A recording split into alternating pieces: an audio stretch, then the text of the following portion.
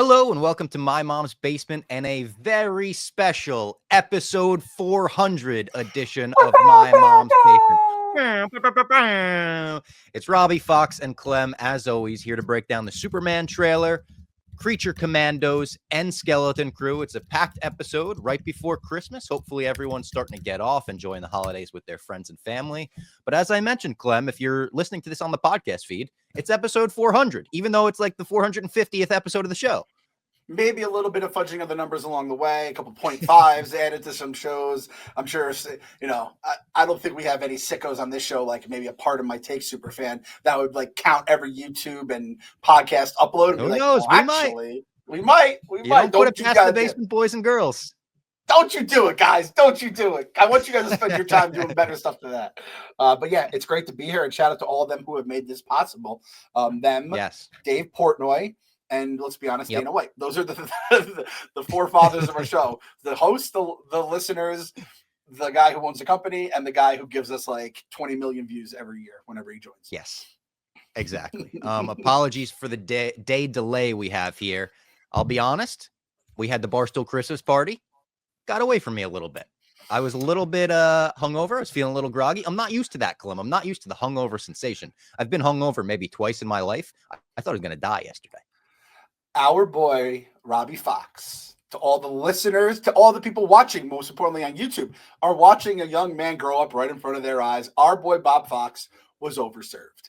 He overserved himself. I was overserved. His own hand. I said, I'll maybe never touch alcohol ever again after that. It was one of those nights where you get home and it was just like, oh man, what happened tonight? What got away from me tonight? And what are you? But it was a fun night. I'll be honest. We were just dancing the whole time. Yeah. Are you 26? See, this is the thing. A lot of people, because they usually like you had your quick college run, then you went to Barstool, and you're not a drinker. A lot of people are drinkers younger in their life, or they go to college and become drinkers. They said you're saying this, never touch alcohol again. You said it to me with a straight face. They said that at like the age of 18. You're saying it at 26. Yeah. And you're like, should we mention this in the pod? You're like, I don't know. I was like, I need them to hear you say that because that came from such a pure place where we've all had that moment. And this is coming 48 hours, 24 hours after you woke up with that. I know. I'm embarrassed. I apologize to everybody. I was saying sorry to everybody. I was like, I'm so sorry I'm like this today. Oh, like, no, you did that too? The podcast for a hangover. I was just like, for a hangover, it's embarrassing. I was like, but you know what? Everyone said the same thing to me. Everyone was like, buddy, we've all been there. We all get it. We all know when you're on death's door, you're puking every 2 seconds. You feel like you can't even stand up. You're so nauseous. It happened to me. Never again. Hey, that's why I'm a puff pass guy. Not so much of a drink pass guy. That's the good thing, too, is that you're not going to – the thing is sometimes you have to get on that horse, go back at it, and after, like, the first drink is just battery acid, second drink you're feeling good again, you're not even going to get there. You're just going to go with the puff. So that's fine. My favorite part was when you said, I had 11 drinks. And I'm like, my guy Bob was counting, which is such another teenager Well, thing it wasn't to do. just me.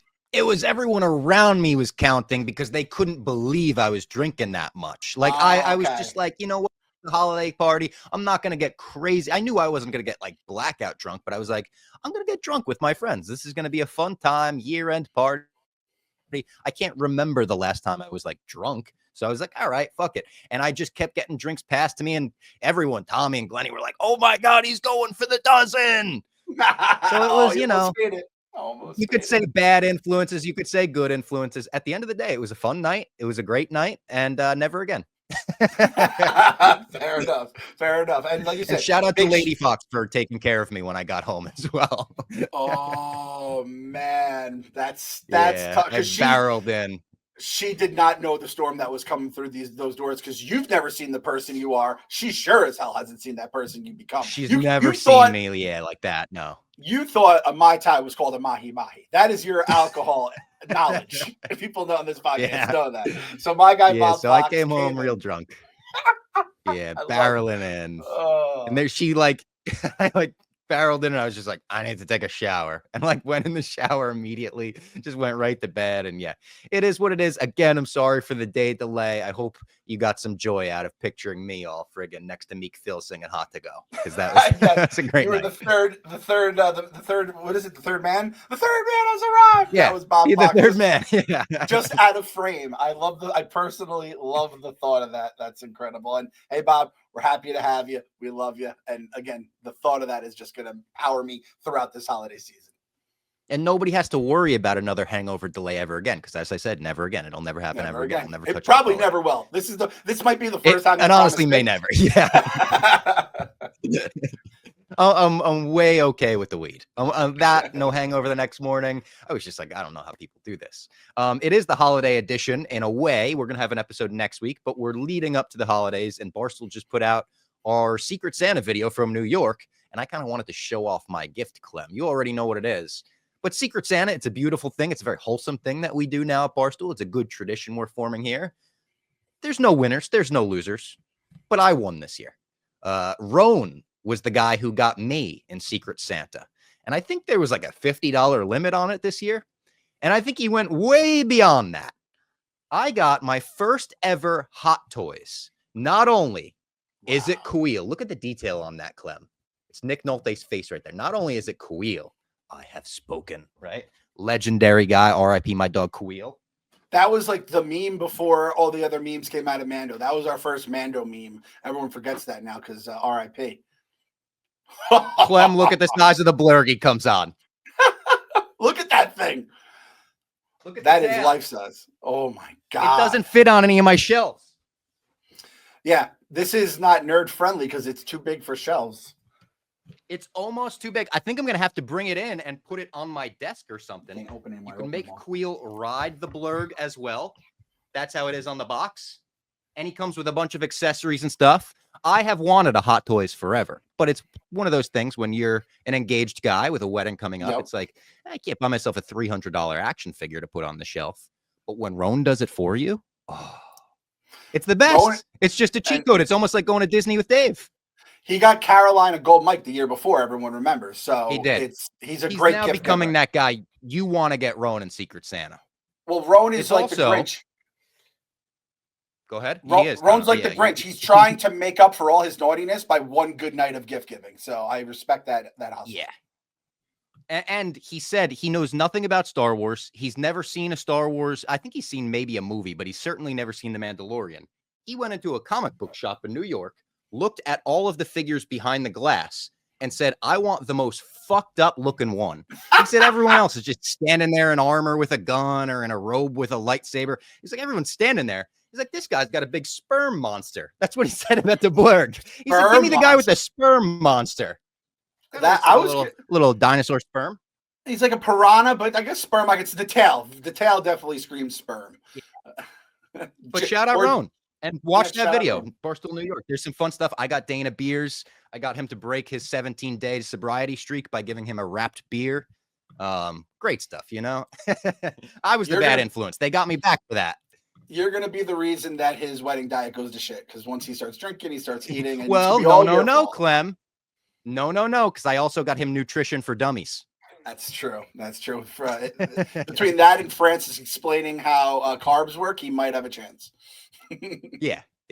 All right, let's get into the meat and potatoes of the show, what the people want to hear us talk about. The Superman trailer will kick us off today because it's now about a week past. We've had a lot of time to digest it. There he is. He's your guy. My guy. I want to start with you. What was your take on the James Gunn Superman teaser trailer? So you said it best. We got the teaser to the teaser trailer the day before, which was a little bright, didn't really do anything, was like, is this really necessary? And then it was basically all of us spin zoning in text messages with all the other nerds at Barstool being like, I said, maybe James Gunn is just trying to do this the old-fashioned way. He's going to make the trailer look terrible tomorrow, and then it's just word of mouth and reviews, and everyone's going to have to see it based off that. I saw you and the LCB guys were just talking yourself in circles about it. We get the trailer, or I guess the teaser trailer, whatever the hell you want to call it. And it's not about like every trailer is going to make the movie look good, or you can definitely play the highlights. You can run highlights of any basketball player and make him look like an all-star. This told me, it was basically the trailer was a Superman sampler platter. We didn't just get like, all right, this is him landing from Krypton. He's found by the Clarks in the back, the Kents in the backyard. I got to get my Clarks and Kents in the right order here. This is a big time for us super fans. And you're just like, or another origin story. This told you The origin story has happened, and James Gunn alluded to that, but it's like, oh no, like we've been introduced to a whole lot of people. Hand up, I thought a lot of those people were villains because they're kind of weird looking, kind of evil. You said they're all our friends. So I'm like, all right, well, those are our friends, or there's other heroes at the very least. We're getting our Lois Lanes, we're getting Jimmy, we're getting the, so I feel the Crypto. What? No, crypto. I will say, cute dog. It was a little goofy seeing the dog run that fast. I thought it was goofy. You can't go wrong with the dog. I loved it. I didn't know what it was at first. I was like, it looks like a train barreling towards him or something. Yeah, I love it. Yeah. So I thought that there was going to be people who get upset about that.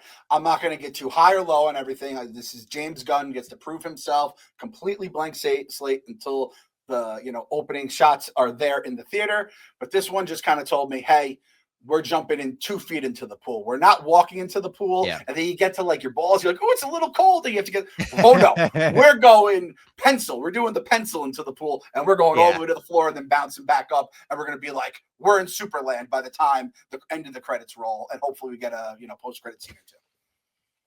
I think we are. James Gunn said that there's going to be post-credit scenes, but he said it's going to be a little different than the Marvel post-credit scenes, and that he's like, I'm not necessarily using them to set up the next generation or next movie or whatever like that, or tease things. He's like, I'm just doing fun things for the audience. So I think we might get like a little comedic post-credit scene from him or something, but I loved it as well. Like you said, we were a little worried about the teaser for the teaser trailer.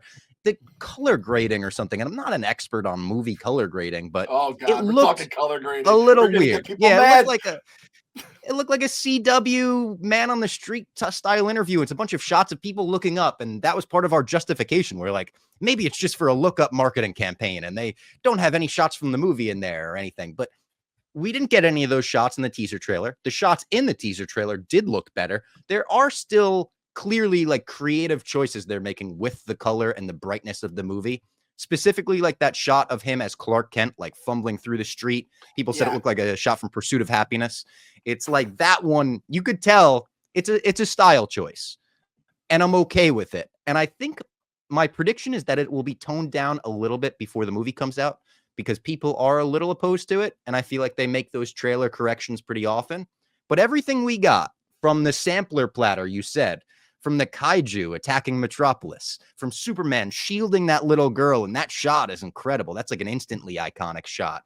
To Lex Luthor, one of my favorite shots from the trailer, watching Superman fly past Luthor Corp, which I will assume will become Lex Corp.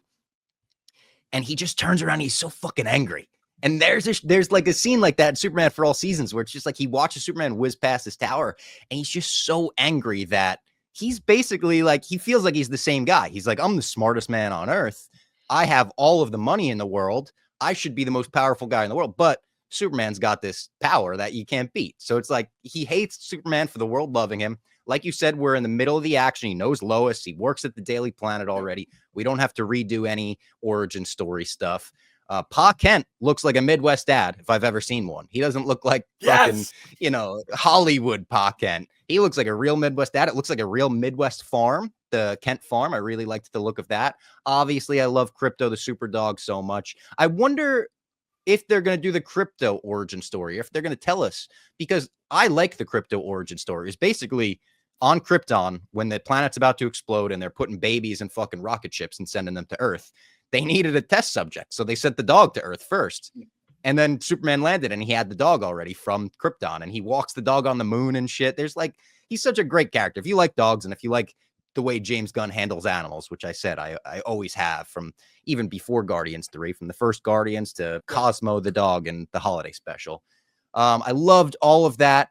Speaking of dogs, I think Zack Snyder should call the dogs off.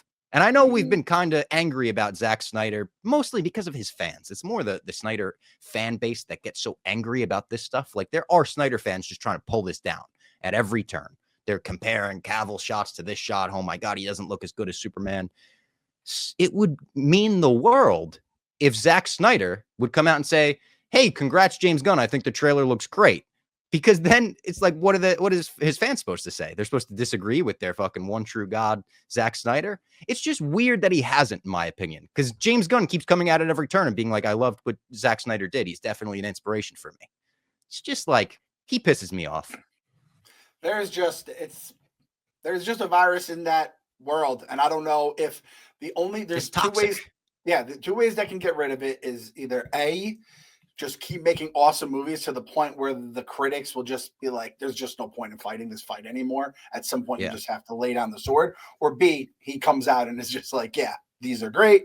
And then that'll quell most of the armies. There's still going to be some some lone wolves out there that I'm sure are going to people going rogue. Yeah. Yes, exactly. It's just they're the worst. The absolute pits, man. There's a lot of bad parts of the internet or fan internet, but and there was terrible parts of the teaser trailer that kind of felt like they were like a response to Zack Snyder's Superman. Like the first shot of the teaser trailer being Superman like crash landing into probably Antarctica, Fortress of Solitude, and he's bloody already. People pointed that out of like in Batman vs Superman, Batman beats the fuck out of Superman, and it's basically all of that for a drop of blood. Like it's like, do you bleed? You will. That's the line he has. And right off the bat, James Gunn is like, oh no, this is a relatable Superman. He's not just God. He's getting fucked up. And he calls his dog over and he's just like, I want to go home. Like, all right, I can relate to this guy. That was me on friggin' Friday night, Thursday night. It's in the middle of Manhattan going, woo, faith.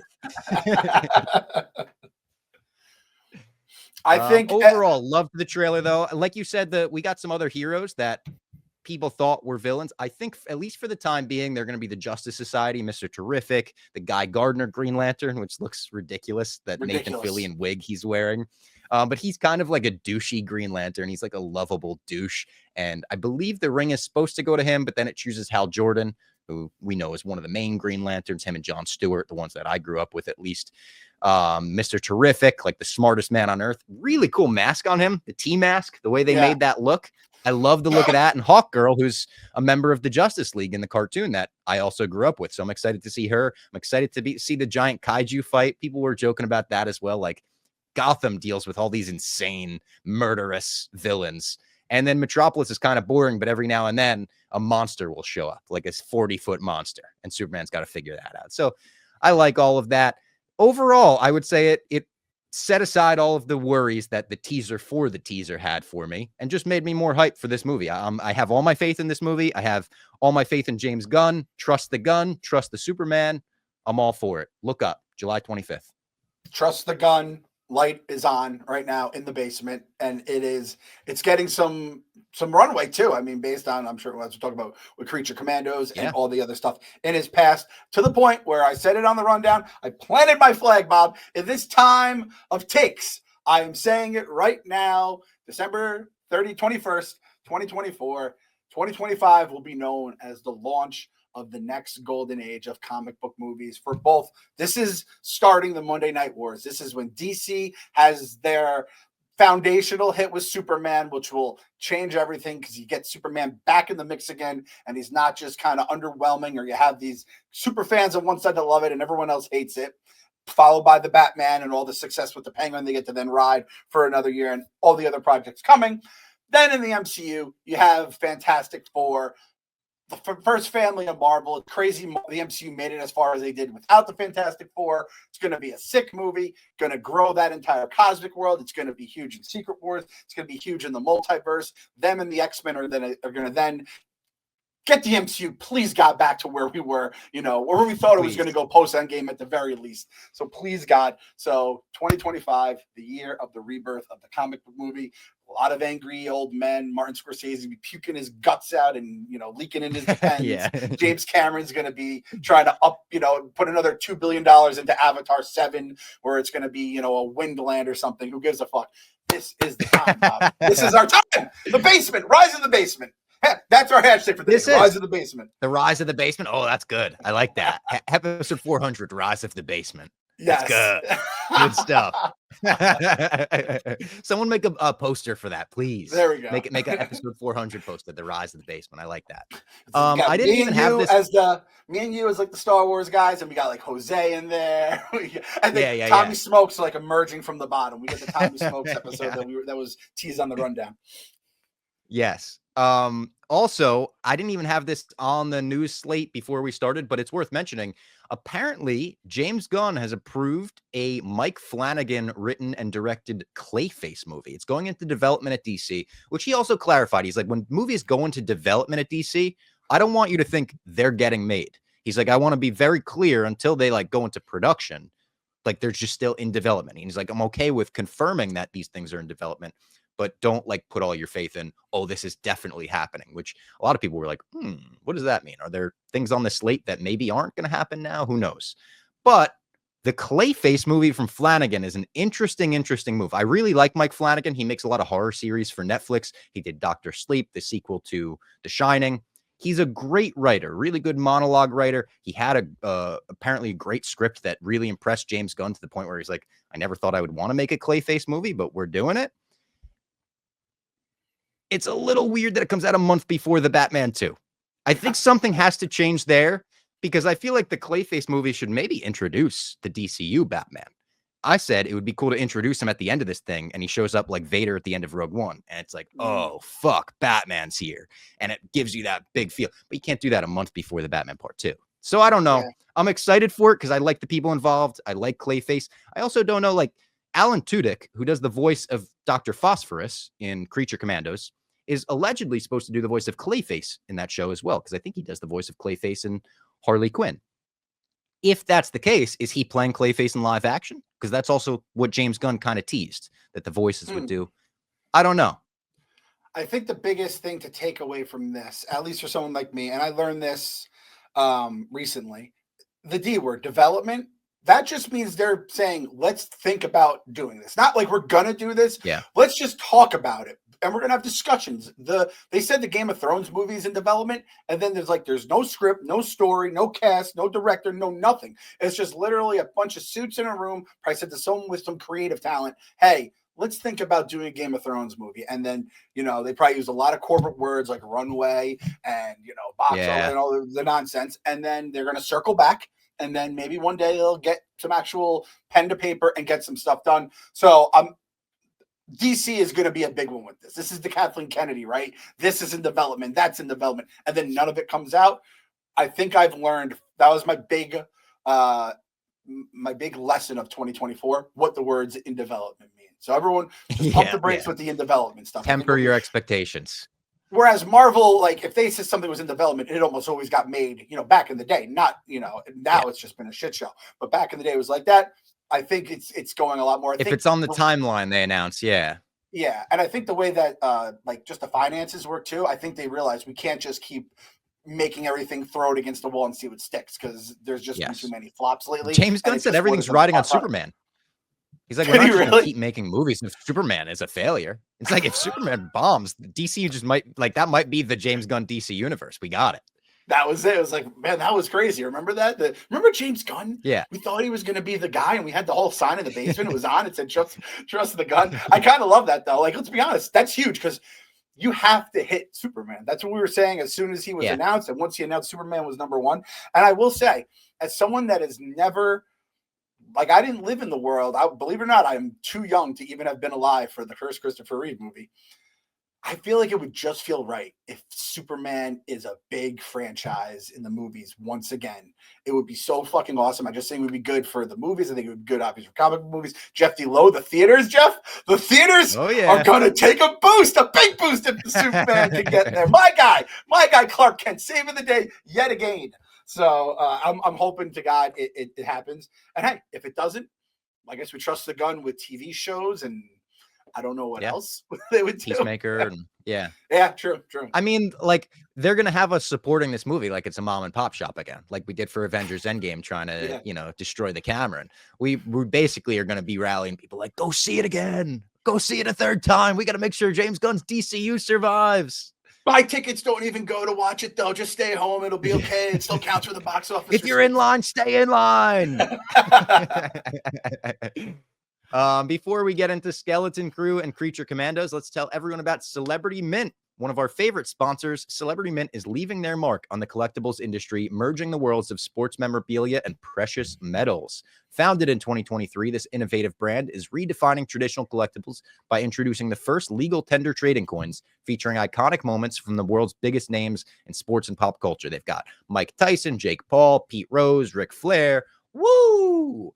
We love them all. It's awesome stuff. Gold and silver collections. And like they said, they're founded in 2023. This is like getting into the ground floor. You buy this stuff now, who knows what it's worth in 20 years? Because this stuff is high value. It's got pop culture luminary figures. They've got the new releases now with Mike Tyson and Jake Paul. Celebrity Mint is revolutionizing the way fans and collectors commemorate their favorite icons. And My Mom's Basement listeners can visit celebritymint.com/Tyson-Paul and use code Robbie10, ROBBIE10 for 10% off. Visit celebritymint.com to sign up and be the first to know when newest products drop. And you know what I could do now after I do an ad read? I could go, I have spoken. There we go. Thank you, Ron. Little queel on screen. All right, let's get into Skeleton Crew episode 4. Can't say I remember, no AT-ATN. That's the name of the episode, and properly, aptly so. It's the episode where the crew lands on a planet they very much think is AT-ATN. It winds up not being AT-ATN. And I remember no AT-ATN. Can't say you remember it. We get into the mystery way more. And I thought it was a really good episode. I thought it made the mystery way more intriguing. I really like Jude Law in this universe. Again, I think the kids are fantastic. What were your thoughts on episode 4 of Skeleton Crew? First off, I loved the, all right, we're leaving the ship. Oh no, it's, there's clearly a war-torn land with smoke, and we're going to show the merry-go-round. Just to let you know that not even the kids are safe in this world. I was like, damn, they just brought merry-go-rounds as canon into the Star Wars universe just to show you how war-torn this planet was. I loved it. I'll take a little detour in the basement. Merry-go-rounds are fucking awesome as a kid, weren't they? They were, but you wait too long in the merry-go-round, you start feeling like me yesterday. I was going to say, Bob actually strikes me as a guy that couldn't handle the merry-go-round after a few let me off. I'm nauseous. Sad go-round. I was more of a swing guy, I liked the swings. Bob couldn't handle Star Tours. He couldn't handle the merry-go-round. It all makes a lot of sense now. So I take that. I'm a lightweight. But yeah, it's the mystery keeps expanding. But it does it in a way you couldn't see coming, and it does it in a cool way. It's like, oh, these planets are kind of the same, but they're not. And like the kids recognizing the buildings and landmarks and being like, oh, like we are here. Like I remember where this is. Like that stuff was all cool. It's like, oh, who the fuck is building these planets to be exact replicas, and why? When they even get into the planet, like the autopilot sequence engages. It's like who engaged that? Who is doing that? And then when you get into the little almost felt like a Mando episode or a Clone Wars episode in that you get into the inner politics of the planet. And I wrote them down as the Hatton army versus the Troik army. And it's like they're tugging over stolen Eopies and stuff like that. And when you're bringing all that stuff in, it makes it feel like a lived in universe in a pretty cool way, in a way that not all Star Wars shows have succeeded. And it's all new planets. We're not on Tatooine. We're not on a fucking Jakku, but it looks like Tatooine. It's just completely new.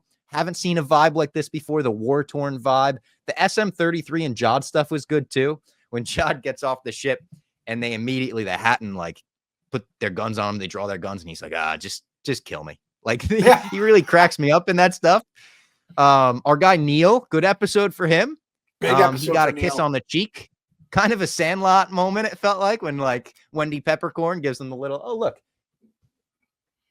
You got a Wendy Peppercorn. How about that for a Sandlot moment? Wow, you have a Wendy Peppercorn and I was gonna say small Squints.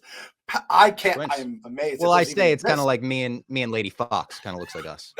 That's why I got very similar. That's good, Bob. That's a good combo. But right another great episode for Neil, because he made the big save in the end too. When we learned that SM-33 was told to destroy the coordinates for AT-ATN, and he fucking can't say I remember to that tall level. Can't say he remembers it. And then Neil comes in with the big save. And Neil is just becoming one of my favorite guys. And I knew he would be, because I'm a Max Rebo guy, and I know he's not the same species, but come on, he's basically the same species with the comb over on the top. I love the little hair he's got on the top. But we talked about this as well. It's a good Star Wars show. We're at the point now where I'm comfortable being like, oh, this is a good show. it's still not cracking the top 10 of streaming. And that is fucked up. That we are watching like a show that Star Wars fans are pretty in agreement. Like, even though there's kid actors and this, that, the next thing, I haven't seen any backlash towards Skeleton Crew. But unfortunately, I also haven't seen much buzz around Skeleton Crew. Yeah, it's tough. This one's going to be very interesting, depending on where they leave the story, if they do renew it or have it in any future plans, because I do feel like the buzz on this one is much different than the buzz on the last one, on the Acolyte, where I think a lot of people who liked it or maybe were kind of whatever, once it got canceled, they're like, we gotta stand firm against the Star Wars people for canceling it. This one, I feel like it's the approval rating is so through the roof that people will then legitimately get upset about it. I also do feel like there's been enough of a Star Wars buzz about it where when you talk to your Star Wars buddy who just hasn't had time to check it out, you're like, no, you're gonna like this one. And this is, again, something you can watch with the kids. That then opens up a whole new audience. So I do think the numbers will rise by the end. Remember Penguin, every week it was highest episode numbers ever. So I think Andor rose a lot by the end. Yes, I think it'll. I remember the first three Andors felt like nobody watched them. Yeah. So, hopefully, because they deserve it. And we got 2 more episodes till that Bryce Dallas Howard one. I was gonna say that could be the big one that really turns the tides on everything here. So we'll see how it goes. And again, I think this is also like the lack of excitement around it in the beginning is kind of because of the flops they've had in the past, that I think a lot of people just were like, I'm done. I mean, hell, I canceled Disney Plus being like, I'm going to get Disney Plus when I need to now. I pay $4 a month now for Disney Plus, which is crazy. I can't believe how cheap it is. It's a steal. But the ads, you're robbing them out. The ads are unbelievable. It's like 12 minutes before you start the episode. I just go, all right, we're going on the phone now. And then you've lost a lot of my attention right off the jump. It's crazy. Dude. Speaking of Disney, speaking of Star Wars, I assume this guy is okay with me showing this on the podcast. I got a great text last night from our old pal Coley. Coley texted me at 9 p.m. last night. He goes, I'm at Disney. It's a bit of a chill night, so I used it as an excuse to get a Sith tunic. I chose my side. And I immediately said, oh, Coley, I need to see a picture of this. Look at this guy in a Sith tunic. Wow. He looks amazing. He said he's going to start walking his dog like that. The fucked up thing is that he has the Santa hat on too. Santa ain't no Sith. He does. You can't spin so festive. He's a festive Sith. Yeah.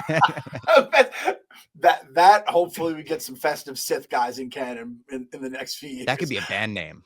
We are Festive Smith or Sith. Smith. That's a good band name.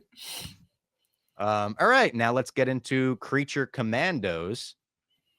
Shockingly devastating episode this week, I would say. Like, I didn't know what I was getting into, especially the first 3/4 of the episode aren't so devastating. It's a good episode, but holy fuck, Clem, by the end, I was like welling up. So I sniffed out the twist pretty quickly. Did you sniff out the twist on Weasel? I sniffed out that, yes, Weasel was probably framed and, he probably didn't kill 27 kids. And I felt like when they showed the one of him where he looks evil from the point of view of the guy shooting at him and he has the kids out, I was like, oh no, he's gonna be these kids' friends. I didn't realize they were gonna really show you how deep those friendships started. And then I honestly, trust tree here in the basement always, just started fast forward till 30 seconds. Really? I didn't want to watch that last scene. I knew what was happening. Dude, it was hard to watch. It was actually hard to watch. Yeah. James Gunn, we didn't need that shit. You can go with the fucking Anakin and the younglings. We get the fucking gist of it. We don't need the blow by blow, frame by frame, literal shot by shot of how it all went down. I have to say though, the lawyer calling him John made me laugh every single time because his name's John Doe. John, and she had such affection in her voice for a fake name of a goddamn animal creature. So little things like that I did find amusing, but the Ralph Wiggum where it's this is a Simpsons reference. I think you're pretty well up on your Simpsons, right?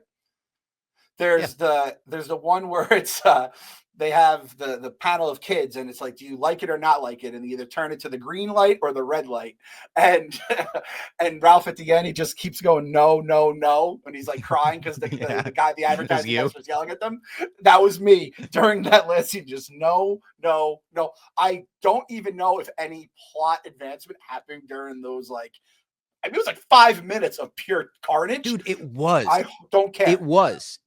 And that's why it was so hard to watch, because it's like the final 5 minutes, like you said, were all carnage. It was like he fires the shot, things start exploding. All right, that kid's dead. All right, he's trying to save this kid, but the cops are seeing him and they're shooting him. All right, but he goes back and he saves this girl, and he went down every hallway he could have. It almost fucked with you to the point where you're like, is he going to rescue this one? Is this one kid going to get away? But no, in the end, it's just like, no, we're going to make this as devastating as possible. We're going to have him eat as many bullets as possible. And then we're going to basically show you the cops don't even care about saving the girl. They just care about killing the weasel. So that was fucked. And it went on for so long, but it got all the emotions out of me that I think James Gunn wanted to get out of me. Now I feel differently about Weasel than I ever have. I didn't think I would love this fucking Weasel cat. But again, James Gunn, when he deals with animals, he knows how to pull on these heartstrings that you don't even know were there. Look at Guardians 3. It's hard to rewatch sometimes some of those rocket scenes with his whole crew of animals and everything. But there was some good stuff before that. We got some Diebeard in this episode, and he referenced the alien invasion from Peacemaker, which I thought was funny. That she's like, what happened to your leg? He's like, I was fighting off an invasion. Don't worry about it. We got a lot of Amanda Waller.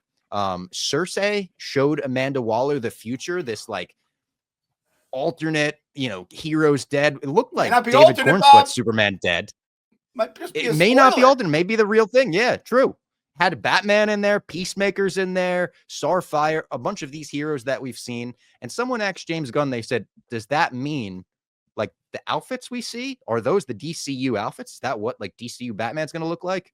And he said, some of them are the outfits. He's like, other educated guesses. He's like, come on, you guys know what fucking Batman looks like, essentially. He's like, I loved that was a thing. It's like James Gunn hints at what they might be from that scene of Creature Commandos. I'm like, oh man, the nerds, they're at it right now. They got some excitement. They're at it. That's this whole, it's kind of another thing where we have the mystery about the princess and she's got Gorilla Grodd with her, that giant gorilla, like helping her take over the world. He's like a major DC villain. And her army is like, oh yeah, I can see these guys definitely being bad guys. So between this and Skeleton Crew, there are two big mysteries playing out. And I don't know which way it's basically murder mysteries, because with at least the first or the second one. So yeah, I'm very happy with where we're going with Creature Commandos. What would you say you enjoy more when you turn it on and then turn it off? What are you like more satisfied with by the end of the episode? Skeleton Crew or Creature Commandos, you're saying? Mm-hmm. Probably still Skeleton Crew for me, but Creature Commandos is getting really close. I think the cartoon thing brings it down a little bit, and also just because it's Star Wars, a live action Star Wars thing, I'm always going to feel like a little more drawn to that. But Creature Commandos this week, it's such an easy watch. It's so funny. I was laughing out loud multiple times when Frankenstein goes to Rick Flag Sr. and he's like, you're with her. And he's like, who, the princess? He's like, oh my God, you're calling her the princess now? You have pet names.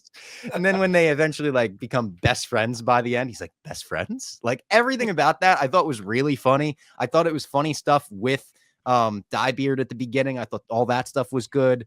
Yeah, there was a lot of good stuff. The bride's cafeteria kill was insane with the tray in the mouth going up and down like that. That was outrageous. And then, my final note, I wrote legitimately devastating scene with Weasel and the kids. Yeah, if that scene doesn't happen, I think I could put Creature Commandos higher because I get the James Gunn music stuff. And there's just a couple. Yeah. But like you said, the cartoon brings it down its ceiling for me personally. But there's just the James Gunnism of everything. Plus, like, they're not going to do this on Skeleton Crew. Some of the more like adult jokes, killing Nazis, just little things. All right, killing Nazis. Bang versus bong. That was funny. Yes. Killing Nazis, good. Killing kids, bad. We're going to say this, James Gunn, for future reference, Creature Commandos and the entire DCU. Killing Nazis, good. Killing kids, bad, James. Also, harming animals, bad. I don't want to see Crypto get harmed in that movie. I don't want to see it. I don't want to see Lex Luthor like fucking hold Crypto and, threaten him like he's a cat or something. I don't want to see any of that. I just want to know this dog is okay at all times. Also, we did a dog screening for Deadpool and Wolverine. Maybe they'll do a dog screening for Superman. I could bring my dog to meet Crypto. Because when I did the video, this was funny, and I got a lot of comments about it. When Crypto joins the trailer, I did a live trailer reaction. Faith ran into the room. Like, I thought the door was closed, burst into the room. So I picked her up. And as I picked her up, I missed the coolest shot in the trailer, the one where he's shielding the little girl. People were like, you missed the two coolest things, picking her up and putting her down. I was like, whatever. I rewatched it in editing. I saw it, guys. It is what it is. When the dog runs into the room, the dog is the queen. You got to listen to what she says. If you're pet parent, regular parent, that's just what the parenting life is. You miss so much cool stuff because you have your little thing in your life that you're help keeping alive. I didn't go to the bar. I didn't get to see Bob Fox drink 11 whole drinks because I had kids at home that I had to take care of. We had sicknesses going around the house. It's a whole thing. So sometimes, like, just lay off with Bob. He'll get there. I'll get there. We'll get there. That's it for me this week, though. We did Skeleton Crew. We did Creature Commandos. We talked Superman. We talked a little bit of Clayface. I don't think there was any major news other than that, any major stories. If there are, we could always get them next week as well. We'll be back for a holiday episode, Christmas episode, where we'll talk next week's Creature Commandos and Skeleton Crew as well.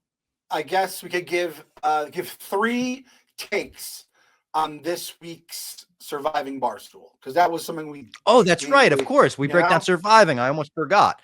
This week I thought was pretty good. And spoilers. If you didn't see this week of Surviving Barstool, we'll talk about the last 3 episodes. I got a sad text. I was going to say an angry text. It was really a sad text from my mom when Roan got eliminated. She just wrote Roan with crying face emojis. And shout out Roan. He really didn't go down without a fight. He was fighting his ass off trying to not get eliminated, the whole fake idol plan. I thought that was a great plan.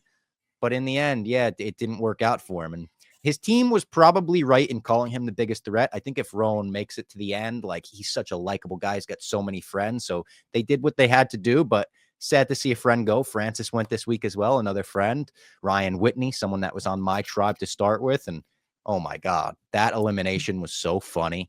The point, him just giving them the point, and the screenshot of Big Cat looking up at him so scared. He's just like, oh my God. Dave in the next episode giving him the point back, and Biz getting so mad over it. It's been a great week of Surviving Barstool. I'm going to be fiending for it the next 2 weeks. Yeah, it's going to be a tough wait here. I'm really bummed about that. Also, the unnamed shows that now come out of this, where they're calling him Soft Dave, Marshmallow Dave, and then Marshmallow Dave buried you, and stuck you with a knife and put the bloody knife in a frame back in his house. And I was like, Dave, during the show, she's like, Dave started using his Boston accent. I go, yeah, when he talks to Wit or people from Massachusetts, Portnoy comes. It's the weirdest comes thing. Out. And I think that happens with, like, a lot of people. If you see someone from your home, your, like, home accent comes out. It's just so effing funny. So hilarious. Maybe the funniest moment of the week was them saying Francis went home because he came out as gay. Like Kelly Keeks and Megan making money and Will Compton. They're like, what took so long in that tribal? And they're like, Francis came out as gay. He said he wanted to go home. Said, I'm gay and I don't want to be here anymore. They're like, what? Him getting Dan in on it. That was hysterical.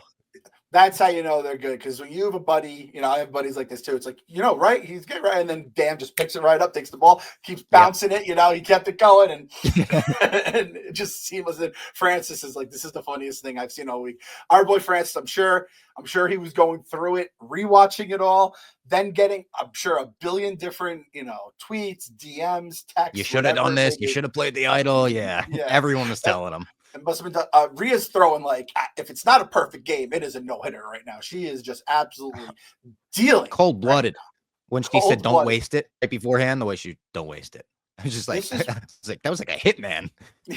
That was Marty's like, Jesus Christ, I sleep in the same bed as this woman. It's terrifying. That was chilling, is what it was. That was like, show what's happening when you have someone who, like, is a legit diehard reality TV fan and wants to win the game. You get what Rhea's putting, the display she's putting on, even though her team, Team Ben Mintz, is like the worst team of all time when it comes to just challenges. They got swept in the challenges. Yeah, they've gotten swept. It's like every single, and like even the last one, half the team was trying to lose, and they still, it's crazy. So I mean, that was a fun challenge to watch, though. That was one where I was like, "Fuck, I wish I was still in Survivor. I would have had fun doing this." I like that one a lot. The watching Dave, and listen, the Portnoy brain is the reason we can do this, to get paid for it and live our dream jobs. there are a few parts of Dave's brains that are either broken or backwards, and whatever part of the brain is with that puzzle is just one of those desolate deserts. Oh yeah, basically, right? He just kept going, and he's like, I got to go back and look at that puzzle. Like, I got to figure out what I was doing wrong. That was really funny. That challenge looked tough. The pulling it in and out, and you had like so little space to work with. Yeah, that one looked really tough. All of the ones that involve any running whatsoever seemed tough. The one with the bottle throwing with the slimy bottles, that one seemed fun to me. I think I would have had fun with that one. But yeah, there's a lot of challenges where I watch it. Oh, the one weeks ago now, but when they couldn't drop the sticks, it was like drop your stick and then the next person runs up and catches it, and they went on for like an hour. That one would have killed me. Like, I would have been on the floor wheezing, medics hitting me with CPR. I didn't have the gas tank for a lot of these challenges. I didn't realize how physical it would be, especially when it's like you're physically playing against professional athletes. Yep. So yeah, like you said, Roan, that would have been one of the great reality TV saves of a self-save I would have ever seen in my life. I would have had nothing but respect for him forever if he was able to get out of it. The fact there was even an outside chance of it happening, I give him credit for at least trying to cobble stuff together. The Francis stuff, I mean, I'm sure your mentions get filled with it. If Jeff D'Lo makes a decision on like the dozen or something you're involved in, you just see the angry wave. As someone that's watched a fair amount of reality TV through my life, I never for 1 minute was like, oh, if he gives Dave the idol's dead. I never thought that. And when he handed him the idol, I'm like, you just signed your death warrant, which I know for all the people still mad. I felt bad for that. Yeah.